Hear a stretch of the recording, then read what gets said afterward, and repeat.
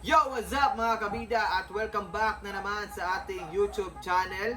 At for today's video, kasama ko ngayon si Raul! Yeah. At ngayon mga kabida ay mag-unbox tayo ng cellphone VIVO Y20i.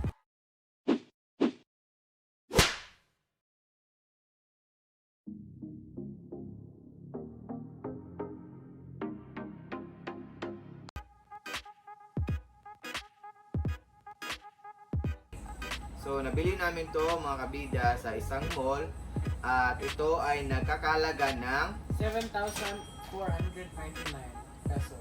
ayan. And ngayon mga kabida, mag-unbox tayo ng VIVO Y20i. Ngayon mga kabida, magagawa tayo ng quick review kung okay nga ba si VIVO Y20i sa halagang 7,499. Ayan, mag-unbox muna tayo. Siyempre, unang makikita natin si small box. Ayan. Medyo hindi siya yung kulay niya mga kabida. Yung kulay niya mga kabida dito sa baba, yung malaking box is yung blue. White naman sa taas. Opposite yung kulay niya, ito naman is blue ang nasa taas at white ang nasa baba. Yan. Buksan natin kung anong laman ito. Yan. Ang pinaka main attraction sa ating box mga kabida is ang cellphone. Ayan. Ayan. Of course, the cellphone at ang kulay na napili ni Raul ay Nebula Blue. Nebula Blue. Ayan. Ganito siya kakinta mga kabida, no? Kapag nagre-reflect yung ilaw. Ayan. At kung tingnan natin siya sa malapitan, oh, di ba? Ayan pa yun, no? Yung logo ng VIVO. Ayan. VIVO Y20i. Ayan. At ang kanyang mga accessories, syempre, meron siyang jelly case. Ayan. Tigas yung casing niya. Syempre, pang protection sa ating cellphone. At itong warranty card. Ayan, dito na paloob yung ating mga personal information in case kung may mangyari sa ating cellphone or may mga defect. So, pwede natin siyang isulit. At saka, huwag nyo lang walain ito, yung warranty card. Ito yung isa sa pinaka-importante talaga, no? Dapat i-keep nyo to. Second, susunod, We have SIM card pin. SIM card pin.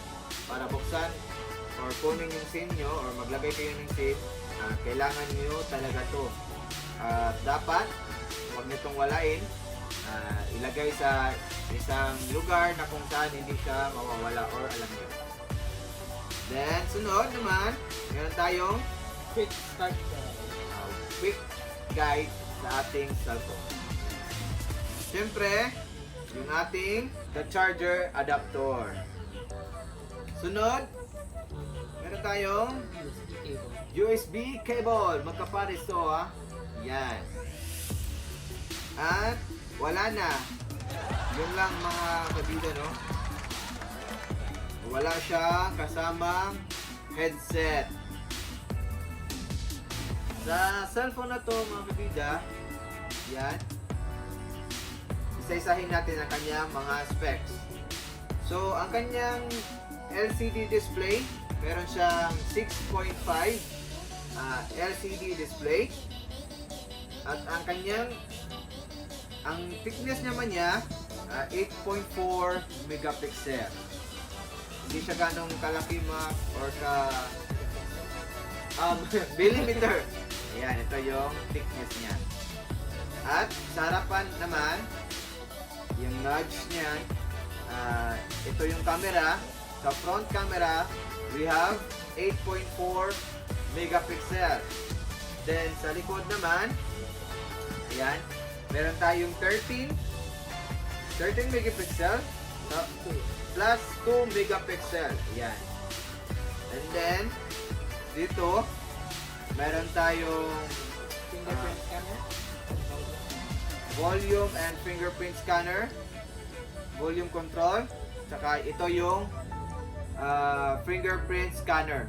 Good thing dito mga kabida, sa ganitong halaga, nandito na yung fingerprint scanner niya. Mostly yung iba, yung mga murang cellphone, nandito sa likod yung kanyang scanner. Pero si Vivo Y20i, nandito na ang kanyang fingerprint scanner. So dito naman, ayan, ito yung Volume grill. Wait. Speaker grill. speaker grill. Saka ito, Micro USB plug-in. micro USB plug-in. And this one, The microphone. the microphone. And this one, The ear jack. the earphone jack. Ayan. And dito naman, yung SIM card slots niya. So, may dual SIM pala to mga kabida. At ang kanyang storage, meron tayong 4 GB, 4 GB, and then 64 GB expandable to up to 256 GB via micro SD. Ayan. At saka yung battery nito, ano battery? 5,000. 5,000 mAh. Ayan. Saka buksan natin mga kabida. Ayan. Ito yung itsura ni Vivo Y20 kapag na-open na. So malaki yung display. Full screen display tayo. Sa camera, meron tayong photo. Ayan. Okay, di ba? Meron din tayong video. Or portrait. Ayan. Mapapakita kami ng pictures mga kabida sa aming clips kung ano yung kuha ni Vivo Y20i.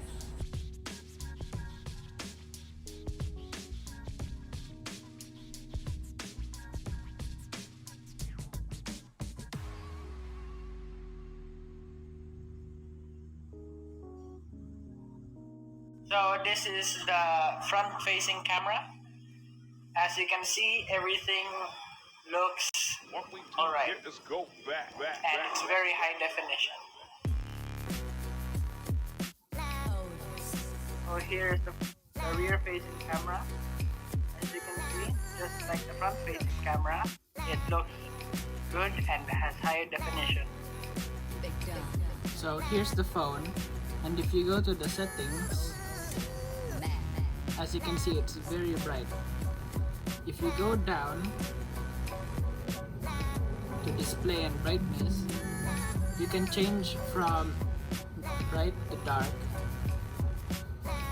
the adaptive brightness to adapt to the environment, eye protection so your eyes will not get hurt, dark theme to change from bright to dark.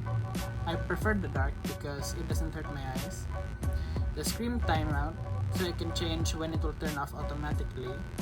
For me, I'll just stick to 5 minutes. Auto rotate, so it can turn sideways for portrait. Color temperature, so it can change how saturated it is. Font size, the size of your font. I prefer this one. Then font style, the type of font that you want. Then screensaver to save battery.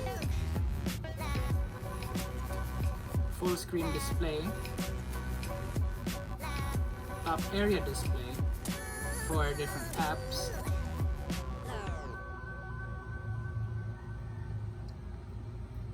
And if we go to lock screen and wallpaper, you can change the types of wallpapers.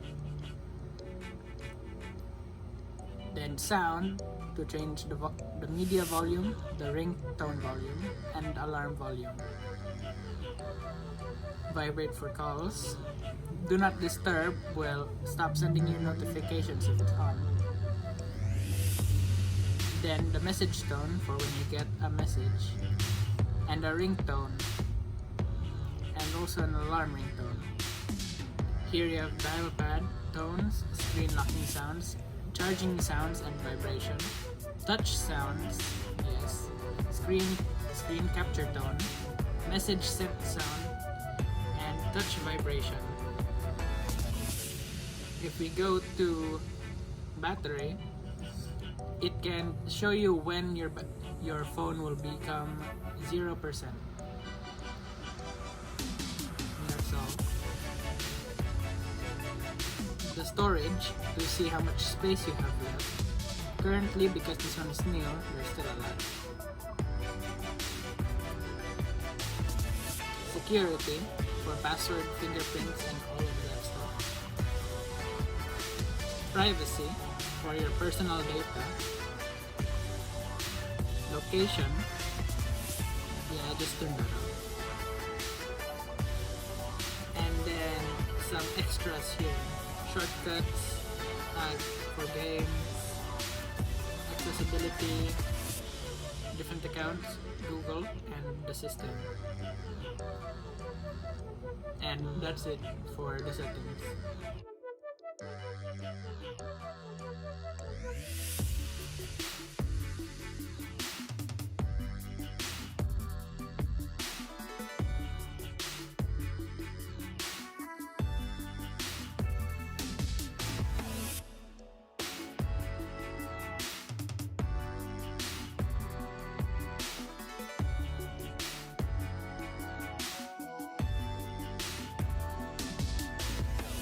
Thank you for watching our review / unboxing of the VIVO Y20i. Don't forget to like, share, subscribe, and don't forget to hit the notification bell button para mas updated kayo sa aming upcoming videos. Ciao! See you in the next video. Bye!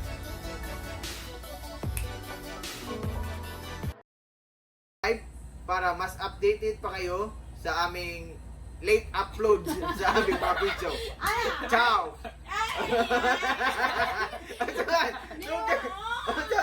Don't forget to like.